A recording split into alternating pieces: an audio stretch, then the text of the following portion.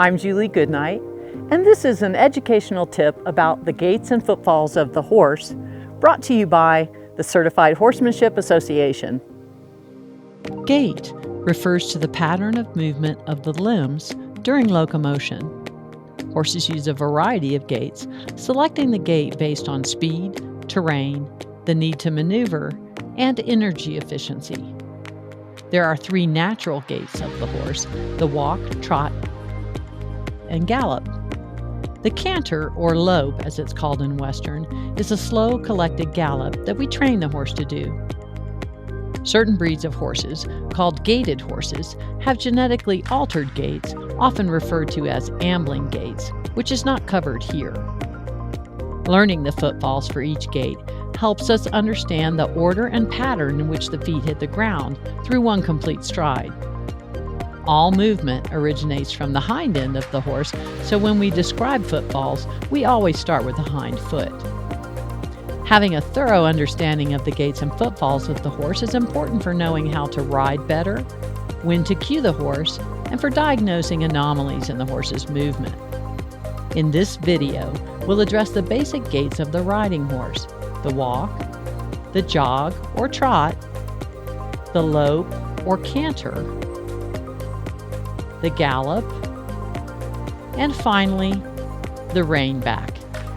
The walk is a 4-beat lateral gait with no suspension. Let's break that down a bit. 4 beats means the feet each hit the ground one at a time. 1, 2, 3, 4. 1, 2, 3, 4. It's a quick but steady rhythm. Lateral simply means side, and a lateral gait means the legs on the same side move together, as you can see here. When a horse is walking in a relaxed and natural frame like this, you'll see the horse's head swing softly and evenly from side to side, while some horses may have more of a vertical nod in their head at the walk. As we watch in slow motion, you can see the footfalls of the walk are right hind, right fore, left hind, left fore, right, right, left, left. The walk has no suspension. Suspension occurs when all 4 feet of the horse come off the ground at the same time, like in the trot and canter. But at the walk, at any given point in the stride, the horse has 3 feet on the ground, making the gait smooth and very easy to ride. The walk is the most balanced and steady gait, with a solid triangular base of support on the ground. The trot, or jog, is a 2-beat diagonal gait with suspension. 2 beats mean the feet hit the ground in pairs. Diagonal means opposite corners, so the feet hit the ground in diagonal pairs. The right hind and left fore hit the ground at the same time, and then the left hind and right fore hit the ground together. Right hind, left fore, left hind, right fore. In between the footfalls of the trot is a moment of suspension, when all 4 feet of the horse come off the ground at the same time. The trot has a lot of vertical motion, similar to the human jog. The horse's back lifts up in the suspension phase of the stride. The trot also has lateral or side-to-side motion coming from the horse's hips as it pushes off with one hind foot and then the other. Whether the trot is highly collected with more vertical lift and less length of stride, or it's truly extended with straight legs covering the maximum distance, it's still a 2-beat diagonal gait, and it remains very symmetrical.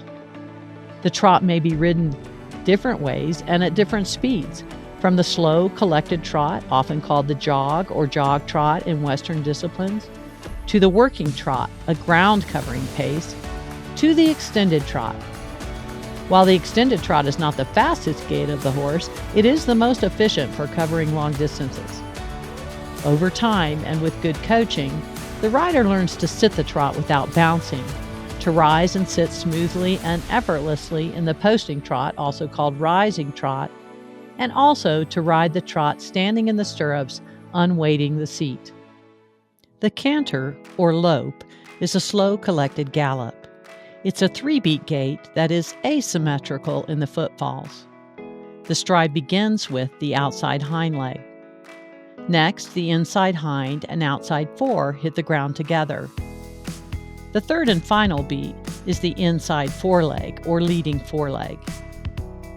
When the horse is traveling to the left, as it is here, it would naturally be on the left lead, with both the left legs reaching farther forward and coming up higher than the right legs.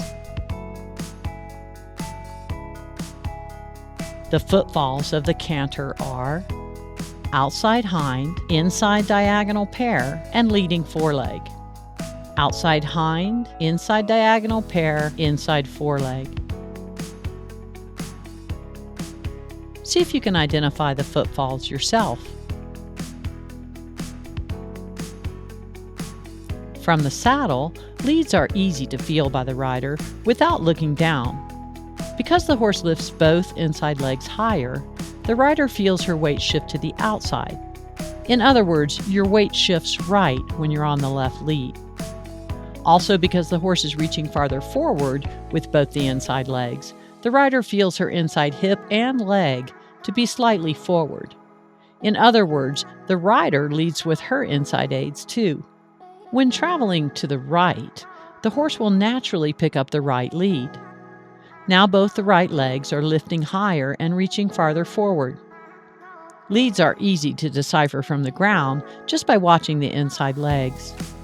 But it's important to recognize that a horse has leads both in front and behind.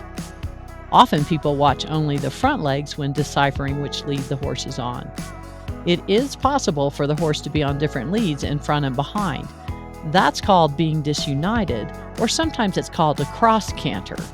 Either way, it's always considered a wrong lead. See if you can recognize the leads and pattern of footfalls yourself. In slow motion, you can see it quite clearly. Outside hind, inside diagonal pair, leading foreleg. 1, 2, 3. Notice how the horse lifts all 4 feet off the ground during the period of suspension. Again, the footfalls of the canter are outside hind, inside diagonal pair, leading foreleg. As the horse extends its body and lengthens its stride, the gallop begins and the gait becomes 4 beats instead of 3. Remember that diagonal pair, the second beat of the canter? Now instead of those 2 feet hitting the ground together, they are slightly separated, turning the stride into 4 beats instead of 3. 1, 2, 3, 4. And more evenly distributing the horse's weight over all 4 of its feet. Fully extended in the gallop, the average horse is capable of reaching 30 miles per hour. With training and conditioning, some breeds of horses are capable of reaching speeds in excess of 40 miles per hour. Backing up is mostly imposed on the horse by the rider. In nature, when a horse is going backwards, it might be aggressively kicking another horse. But when the horse moves backwards with training, it is a 2-beat diagonal gait with no suspension. 1, 2, 1, 2. The horse's legs move in a very symmetrical fashion. As you can see, there is a lot to learn about the gaits and footfalls and movements of the horse, and this is just the basics. It can take years of experience to learn how to evaluate a horse's movement from the ground, and even longer to learn how to ride each gait and feel the different phases of the stride. Thanks for watching this video. I'm Julie Goodnight, and I hope you'll visit me at juliegoodnight.com. This has been an educational tip brought to you by the Certified Horsemanship Association, of which I am proud to be a lifetime member.